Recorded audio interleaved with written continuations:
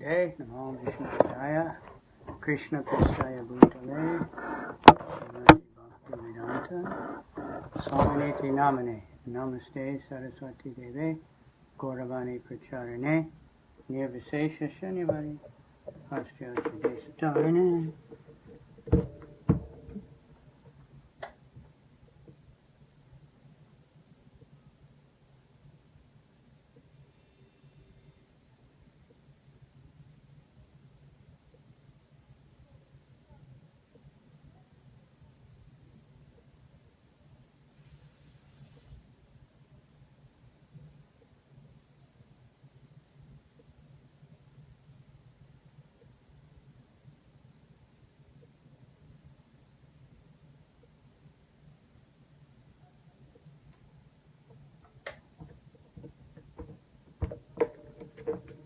Excuse me.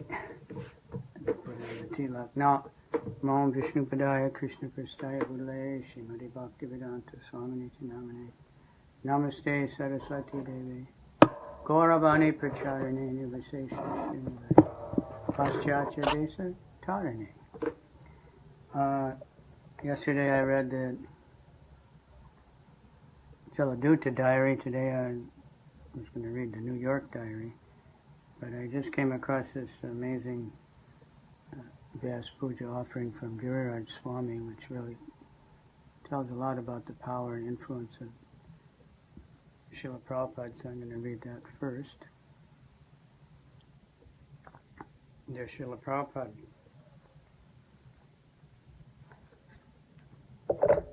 please accept my humble obeisances.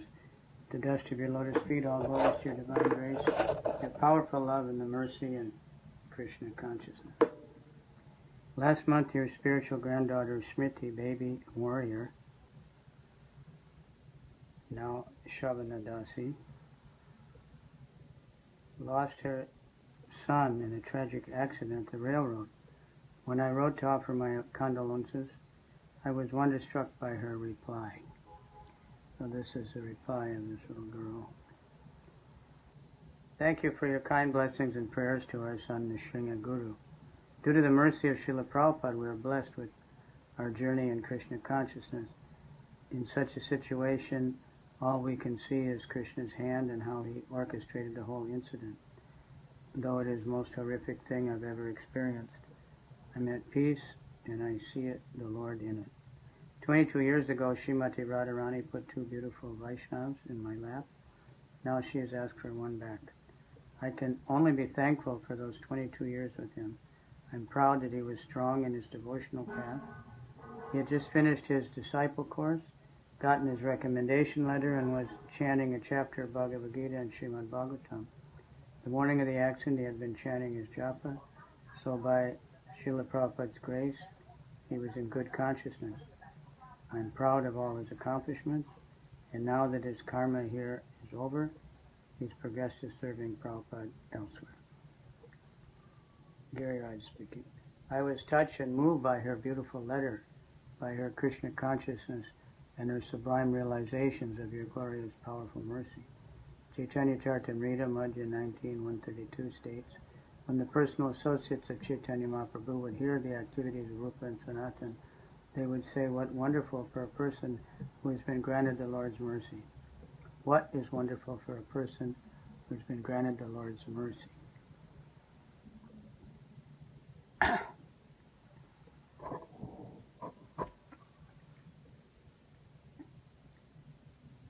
And that's how I feel about her.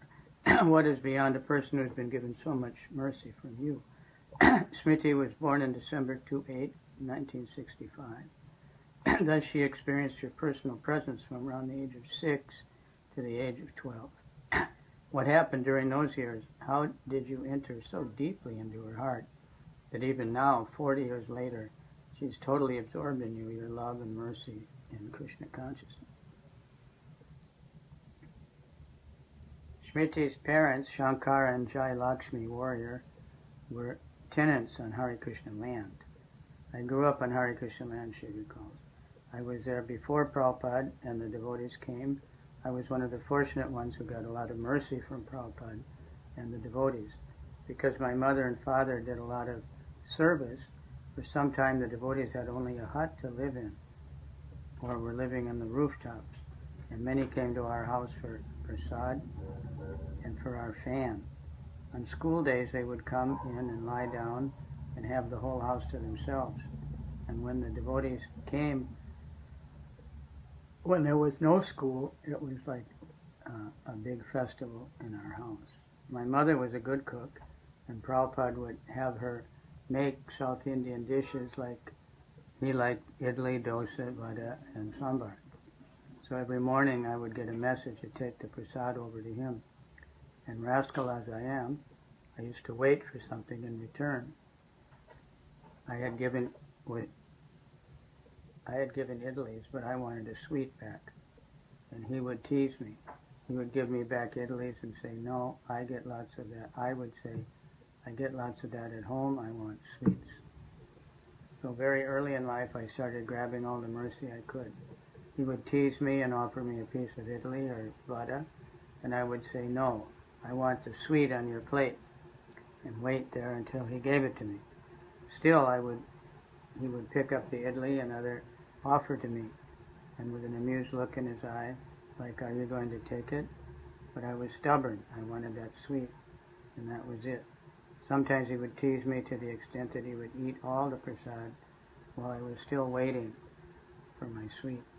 I would wait 20 minutes or more and never leave without it, and begin to put the last sweet in his mouth, and only then would he hand me it and let me go, and he would laugh. Every morning my mother would make a garland for him for the lecture, and I used to feel embarrassed because the devotees would come with beautiful thick garlands. They would buy flowers and make these beautiful garlands, and I would offer him this thin little thing that my mom had made with fragrant champaka mogra flowers from the garden. But eventually I saw that Prabhupada would take the big heavy ones off and leave the thin ones on, and he'd smell them from time to time. There were times when his servants weren't around, and I would get to pick up his shoes and help him slip his feet into them.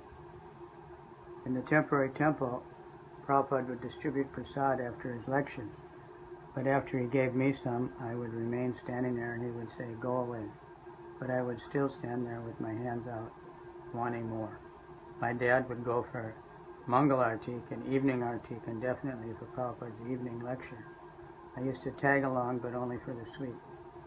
Sometimes I would have to sit through the whole program to get my sweet. But sometimes Prabhupada would tell the devotee, give her the sweet so she can go home and play. Malati Devi's daughter Saraswati and I used to play all day, and we would give Prabhupada a lot of trouble.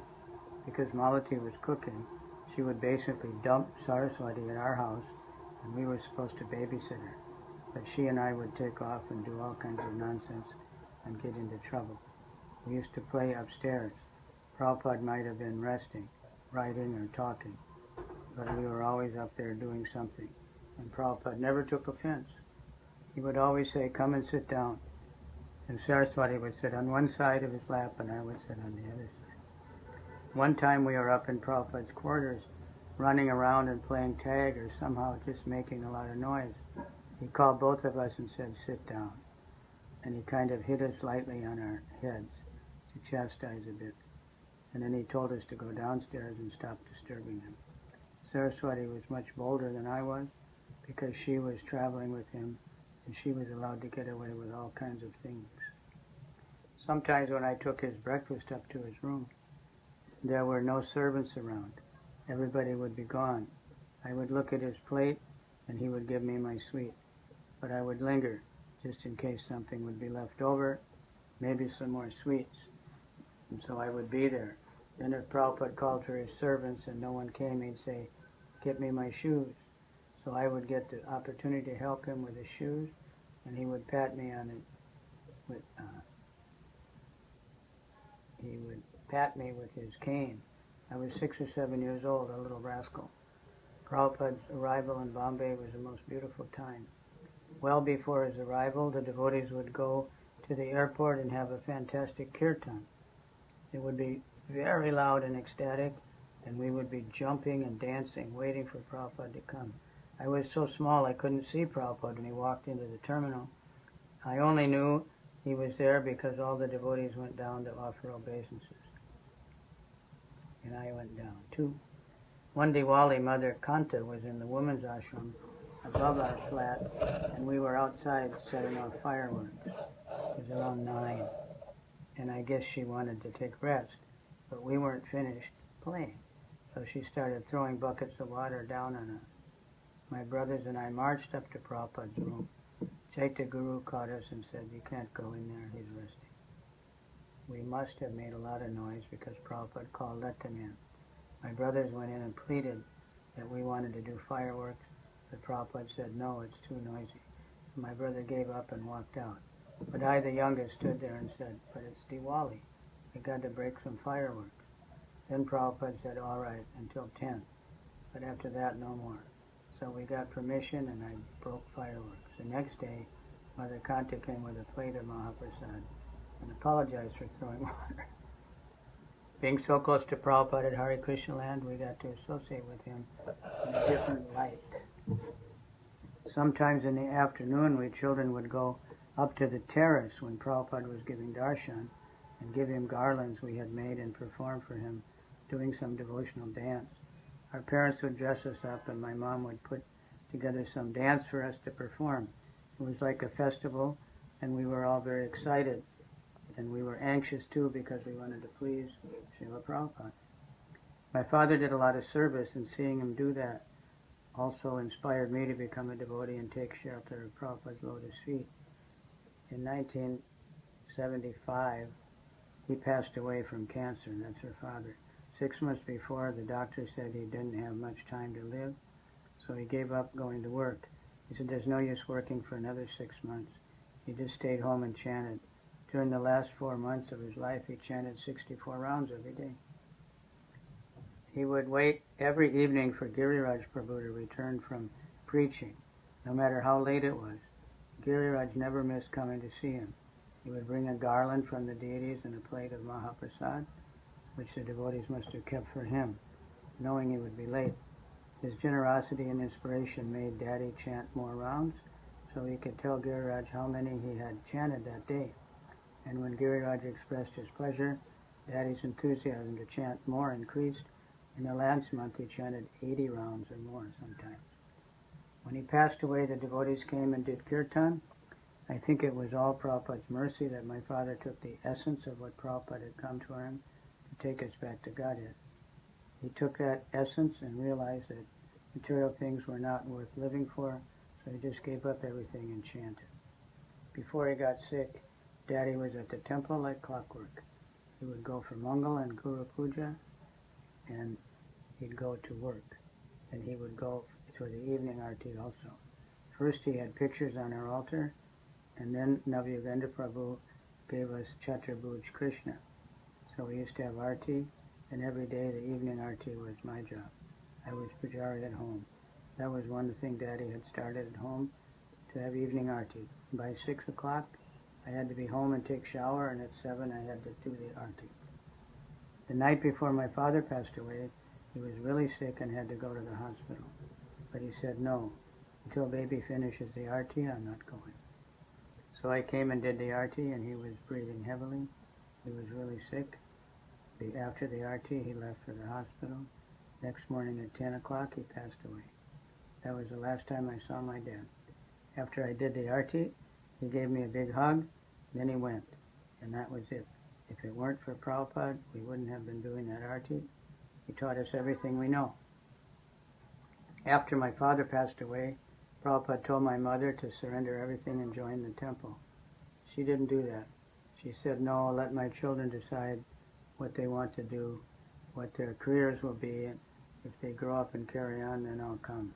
But she never did.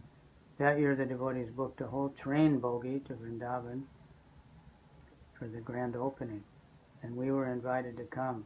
The trip was wonderful, and when we got there, Prabhupada personally took my mom and our family around the whole temple, which was so beautiful. It was wonderful walking with him, and he told us what was in there and what was going on. He was so merciful towards my mom and all of us. I can only be thankful for all of the time and all the wonderful mercy he gave us.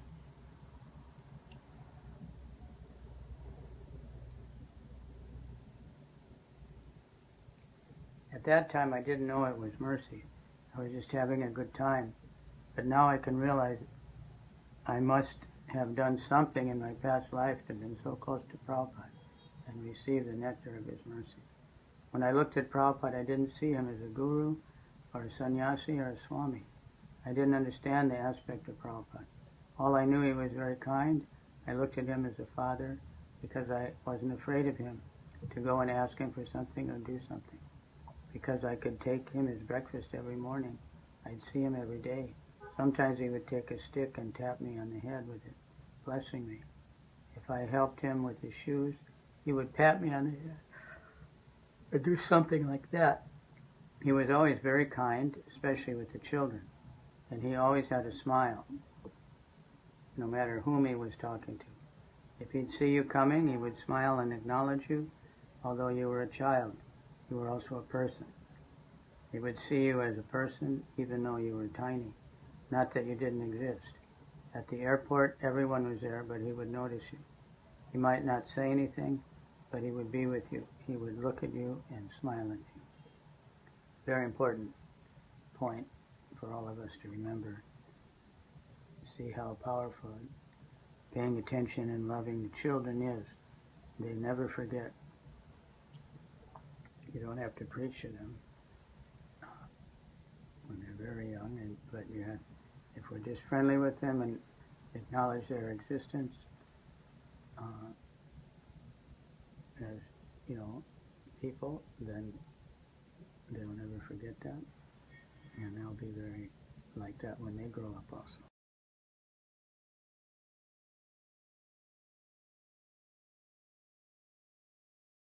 Action was. So I would always be there. Sometimes something or other was going on at all times. His cooks or other devotees would be around. And all the devotees were also very kind and merciful. Go do this for Prabhupada, they would tell me. Go to his place. Go give this to Prabhupada. A lady devotee would give me a rose and run up to him. So I would run up so I'd be there. And then the prasad distribution would come. Prabhupada would give out a big plate of prasadam. Often it was fruit. I would get in line to get my fruit. The devotees would let me in the front of the line, but I'd go back and back and back. I never really got chastised or reprimanded for anything. Prabhupada was always very kind to me. I think that's what helped me love him more and more. Very important point also, kindness. So powerful. When Prabhupada was sick and came back to Bombay in 1977, the devotees would hardly let anyone in his quarters. He was really ill, but I was not used to that, so I was used to walking in at any time. So I came one evening and they would not let me in. I had been bringing Prabhupada his breakfast, and he had been there for many days, but I hadn't been allowed to see him. So I just stood there crying. When Tamal Krishna came and saw me, he understood the situation, said, go ahead. He let me in and said, be very quiet, he's taking rest. Just go in and come out. So I went in, Prabhupada was sleeping. I stood there for a few moments. I was just standing there and looking at him. He was just lying there and I didn't see him feeling the pain. He had been saying that he was very sick and his stomach hurt, but I didn't see that. I saw him very calm and peaceful. So I grasped his feet and then ran. I don't know if I woke him or not, but I just grabbed his feet and ran out. I just grabbed the mercy. And that was the last time I saw Prabhupada. Srila Prabhupada, you entered a child's heart, Giriraj again, took up residence there and never left. Even today you sit there causing her to think, feel, and act and speak in many wonderful ways. What is wonderful for a person who has been granted the Lord's mercy, and what is beyond a person who has been given so much mercy from you. Your wonderstruck, aspiring disciple, Giriraj Swami. And here's a picture of girls chanting. This was on Facebook. So I found that to be very inspirational, how Prabhupada is touching so many people. He still is, and how we can learn from these things. And we can't be, perfect like Prabhupada. We can't, somehow, nobody can. We can't start a worldwide movement. It's already started. We can't write all the books. They're already written. We can comment on them. We can talk about Prabhupada, and we can hopefully, get inspired enough to let him empower us. But this kindness factor is everybody that met Prabhupada, even, inimical people that Prabhupada blasted sometimes, Mayavadis, scientists, they were impressed with his kindness. And when you read all the devotees who, talk about meeting Prabhupada, there's many of that coming out now more